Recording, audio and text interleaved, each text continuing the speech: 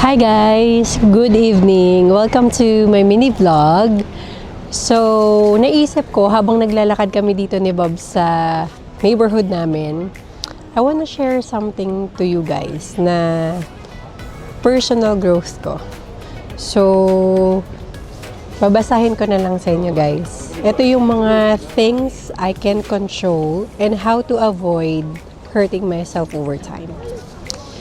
So, number one, the others people opinions.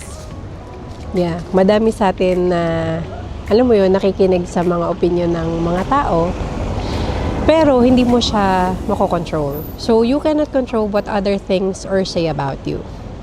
But, may magagawa ka. Ito yun. Focus on what you can control, your actions, your values, and your growth. You don't need to explain your journey to anyone. Confidence grows when you stop chasing approval. And reminder guys, they are allowed to think whatever they want. And I'm allowed to keep moving forward. Diba ang ganda? Nakaka-motivate siya, no? See you ulit sa pangalawa kong pag-share sa inyo. See you!